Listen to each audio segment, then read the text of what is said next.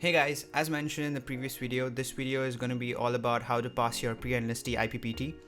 If you're in the process of getting enlisted or have already booked your IPPT, then this is the video for you to know how exactly everything works and how you can prepare for your IPPT in order to pass it with a good score. So I'll break down step by step of how the IPPT exam actually works, everything you need to take care of in order to pass the IPPT, and how I personally managed to pass the IPPT with just over 1 month of training.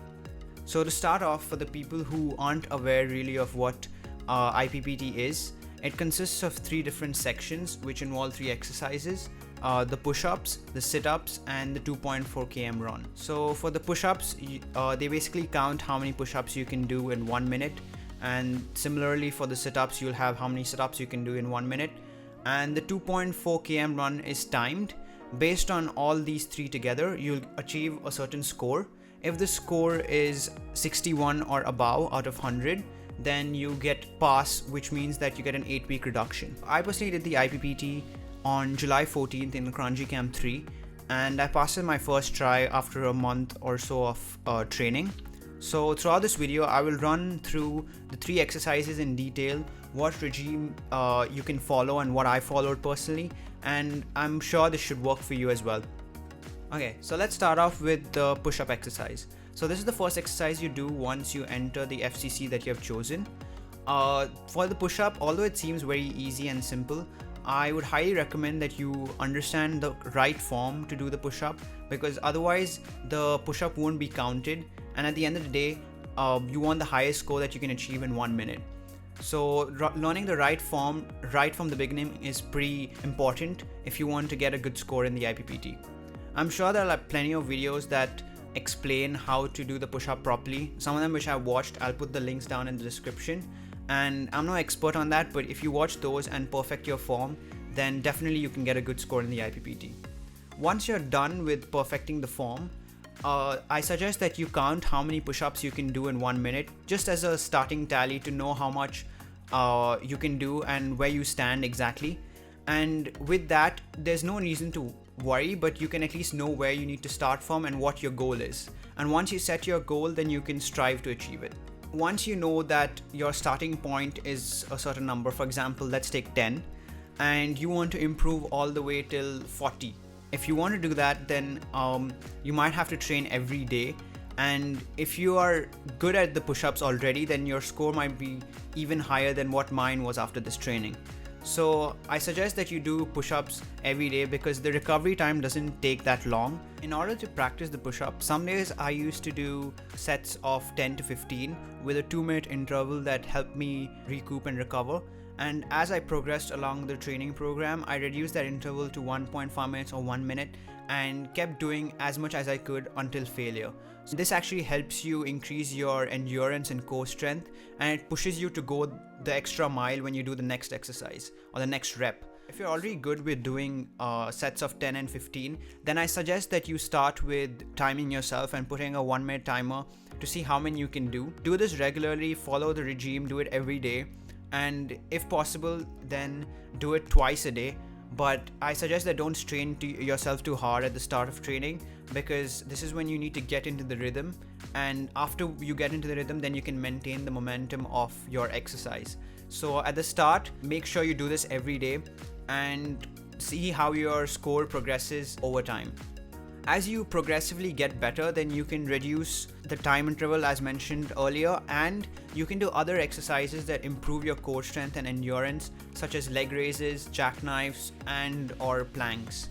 I suggest you do these exercises before you do the push-up, so that you have certain warm-up ready and you do your warm-up properly and thoroughly, so that you don't injure or strain yourself during the push-up exercise. Moving on, the second exercise we'll be talking about would be the sit-up exercise, and this is the second one that you do in the FCC. So both the push-up and sit-up are still exercises, so you follow this pattern before you go for the 2.4 km run. Now I'm pretty sure most of you know what the sit-up exercise is, and most of you have a somewhat right form of how to do the sit-up, but for the NS men as well as the IPPT, they suggest that you put your arms behind your ears and your elbows touch your knees, which is pretty helpful, because I was not sure of the exact form and different variations to the sit-up exercise. But I suggest you follow this method because that's how the machine counts for you. Again, form is really important. You should have the right form before you start your exercise and start doing your regime. And once you perfect the form, then only you can actually manage to do a timed exercise when you time yourself for 1 minute, or you do sets of 10 and 15 again. I suggest that you don't take any shortcuts here as well because it'll come back to haunt you later. So be sure that you follow the full range of motion all the way up till your knees. And for this exercise, I'll again put certain links in the description that I followed and looked at before I could start my training regime. They teach you the perfect form of the sit-up and why exactly the sit-up is useful again. So make sure you watch that before you start your training regime. Again, similar to the push-up, my personal experience was pretty bad at the beginning because I really didn't practice the push-up as much. And starting out, my score was only about like 10 to 15 until I improved and got it up to 40 or 45 right now. So it takes time. I know that it's not really an instant gratification type of process, but over the course of multiple weeks, maybe 4 or 5 weeks, then you eventually get better. And I suggest that you have a buddy with you as well while you're doing your sit-ups, because having a buddy helps you keep your feet in place as well as gives you competition and motivates you to perform the exercise even better. So make sure you do that. If you're unable to get a buddy also due to COVID, then try to keep some dumbbells on your legs or keep some clamp where you can keep your legs rested and not move by your legs or not use your legs to help you cover the range of motion. Again, do this till you're exhausted. Keep doing it every day and know your limit. Once you reach your limit, don't try to overstrain yourself because it might hurt your core. But know that if you're going to push yourself to the next level, then you have to go at least one step over what you did yesterday.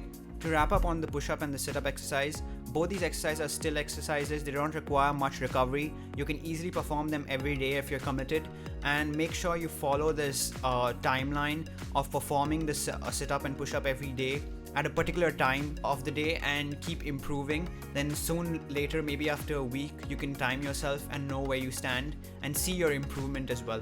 Along with the sit-up and push-up, you can do other core exercises as well, as mentioned earlier. And make sure you use these core exercises either before your sit-up or before your push-up and not after, because it helps you build that stamina and also warms you up before you actually drain yourself from the push-up or sit-up. Hey guys, so while editing this video, I realized that it's a bit too long and the IPPT process itself may take 2 videos. So I'll be uploading part 1 right now, which covers the push-up and sit-up exercise and the 2.4 km run later. If you're interested, stay tuned and let's get back to the video.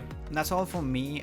If you have any questions regarding the whole enlistment process or the IPPT, then feel free to ask me any questions. I'll put all the links in the description, so check them out. And that's it. Take care. Bye.